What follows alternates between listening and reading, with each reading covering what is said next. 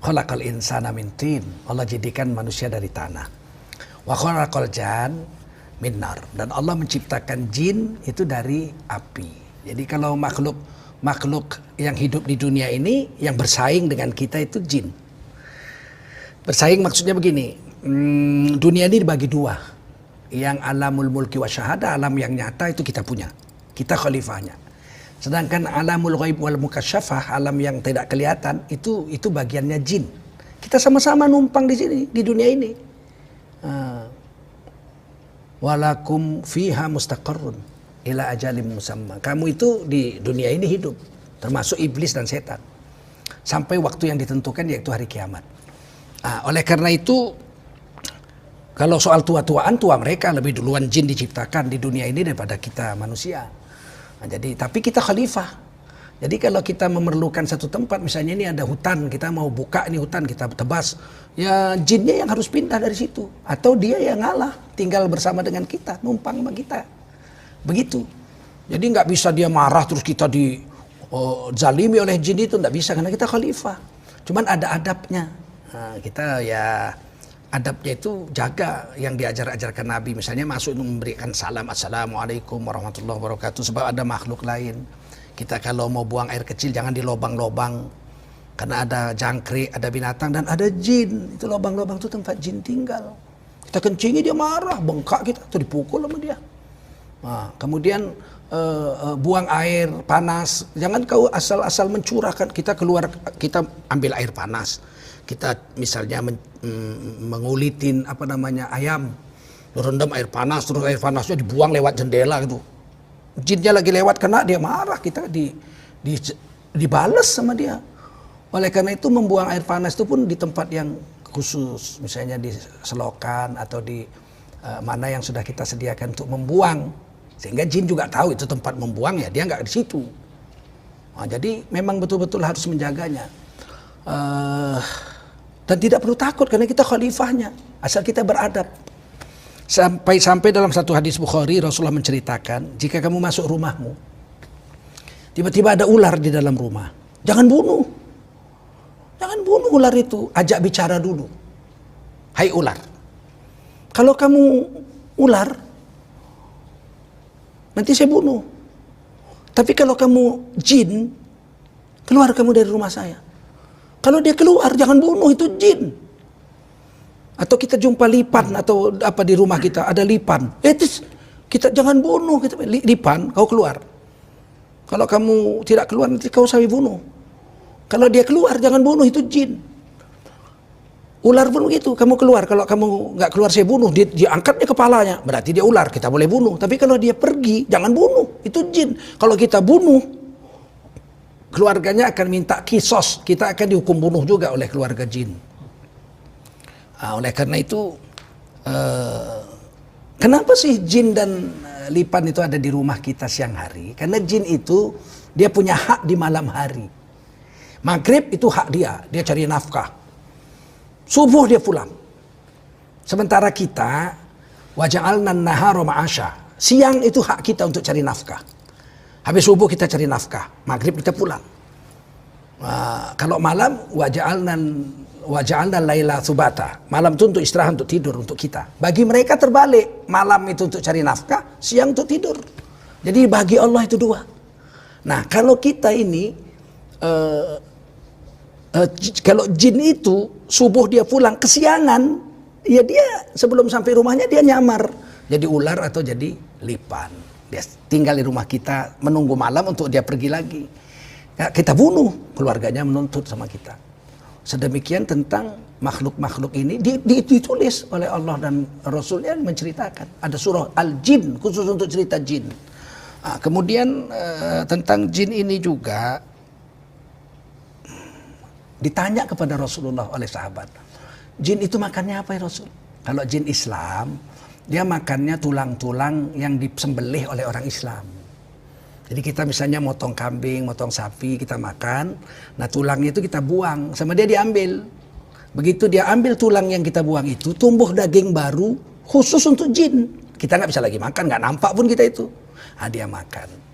Jadi selama ini kata Nabi, kamu makan apa ya? Kami makan tulang-tulang yang dibuang orang, manusia, kemudian kami makan. Mulai hari ini kamu hanya boleh memakan tulang-tulang yang dibuang oleh orang Islam, yang disembelih oleh orang Islam.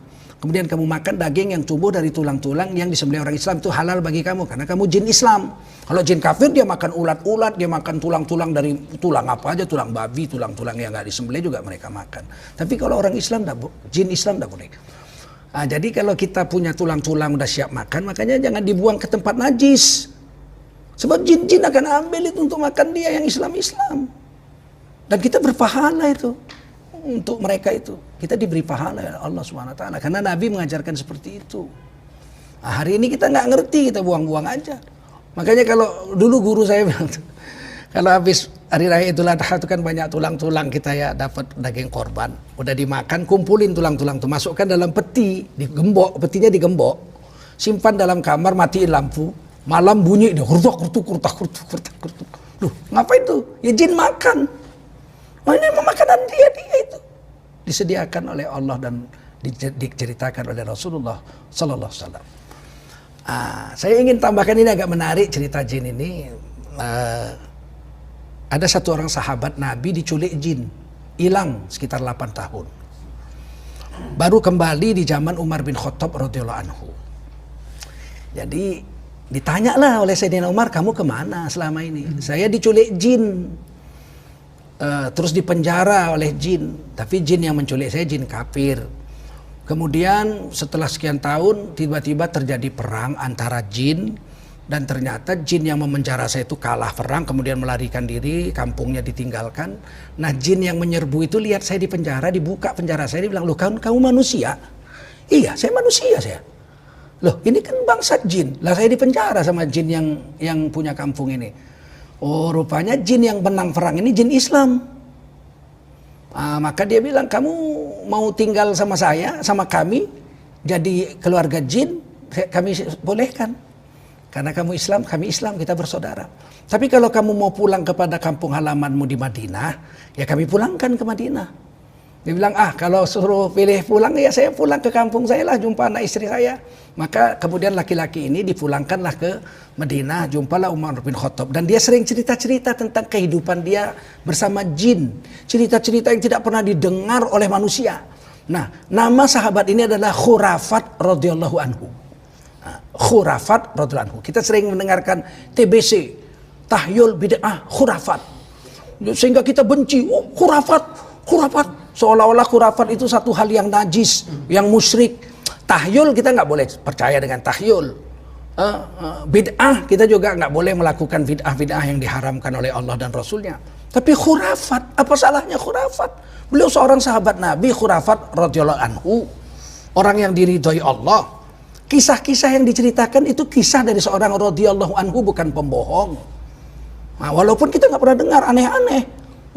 Jin itu ternyata makan tulang bisa tumbuh. Udah ceritakan Nabi. Tapi banyak kisah-kisah jin yang tidak pernah didengar oleh manusia di luar daripada yang diceritakan Nabi. Ternyata manusia bisa nikah sama jin. Macam-macam. Wah kita nggak ngerti, kita tuduh aja. Khurafat itu sahabat Rasul. Ya, Khurafat radhiyallahu anhu. Hidup di Madinah zaman Umar bin Khattab, kemudian beberapa tahun kemudian baru beliau wafat, meninggalkan cerita-cerita khurafat, cerita-cerita tentang alam gaib, yaitu jin yang pernah menawan daripada Khurafat radhiyallahu anhu dan jin yang pernah membebaskan daripada Sayyidina Khurafat radhiyallahu anhu. Demikian Bapak dari Rancaingke, tidak usah takut dengan jin karena kita khalifahnya, tapi kita harus beradab juga, harus ada adab. Walaupun saya ini seorang pemimpin, seorang presiden, semua orang segan dan takut dengan saya. Iya, tapi saya punya adab. Ngomong sama orang tua beda, ngomong sama tokoh agama beda, bicara kepada masyarakat beda. Ada jalur-jalur adab yang mesti saya pedomani sebagai seorang presiden sekalipun. Begitu juga kita di dunia, kita khalifah. Tapi terhadap jin ada adab-adab yang kita harus jaga, sehingga kita tidak melanggar hak-hak mereka. Terakhir saya ceritakan, Nabi ketiduran di malam hari sedang musafir di sebuah lembah. Sayyidina Bilal suruh jaga untuk waktu sholat subuh. Sayyidina Bilal sholat sunat. Karena zaman itu kalau tidur harus di onta masing-masing. Ontanya itu harus dijaga, kalau dilepas hilang. Onta itu biarpun 10 tahun ikut kita, dia tetap kalau dilepas hilang. Maka tiba-tiba kesiangan, bangun-bangun sudah matahari sudah terbit. Rasulullah bilang, Bilal, apa gini? Kamu suruh jaga kok. Waduh, ya Rasul, saya ditidurkan Allah juga. Sama dengan yang lain, jadi nggak sengaja saya ketiduran. Maka Nabi katakan, ayo kita tinggalkan lembah ini. Mau sholat juga haram, karena matahari sedang terbit, nggak boleh sholat. Karena di lembah ini banyak setan, kata Nabi, banyak jin, kita tinggalkan. Setelah matahari terbit sempurna, baru Nabi udah keluar dari lembah itu, turun, wudhu, sholat, subuh berjemaah, di waktu duha. Ini yang disebut sholat qadha. Falamma qadha sholat, setelah Nabi mengqadha sholat subuhnya yang ketiduran, ketinggalan karena tidur, di waktu duha, qala Rasulullah SAW, Rasulullah bersabda, man nasya aw raqadha ankum anis sholat, falyusalliha idza dzakaraha la kafarata laha illa dzalik fa innallaha yaqulu aqimis sholata li dzikri. Hadis Bukhari Muslim. Siapa yang lupa salat atau lalai daripada salat, padahal Nabi ketiduran, bukan lupa, bukan lalai, tapi ini kalimatnya siapa lupa atau ketidur atau lalai dari salat, maka wajiblah dia mengganti salat yang lupa dan lalai itu, dan tidak ada denda selain yang lupa lalai itu aja diganti, karena Allah berfirman, tegakkanlah salat untuk mengingati aku. Kemudian Rasulullah katakan, ini tadi lembah yang tadi itu tempat jin banyak di situ, maka kita pergi. Nggak ada Nabi bilang, ini lembah banyak jin, ayo kita buru, tangkep, masukin botol. Nggak ada. Rasulullah beradab terhadap jin. Meskipun Rasulullah itu khalifah, bisa nangkep jin, tapi nggak Nabi lakukan itu. Karena itu lembah itu, memang lembah tempat tinggal jin. Kita lewat, ya kita yang beradab, kita yang pergi. Jangan kita usir dia dari situ, apa urusannya? Memang kita mau tinggal situ. Kok kita tangkep, masukin botol? Kok apa namanya, kata orang Jawa itu ngeratil gitu, apa namanya, ngurus-ngurusin hal yang bukan urusannya dia. Rasulullah nggak mau gitu. Nah, demikian Pak, apa tadi dari Rancaingke, mudah-mudahan kaum muslimin muslimat Pak Teteng memahaminya, dan wallahu a'lam bishawab. Terima kasih.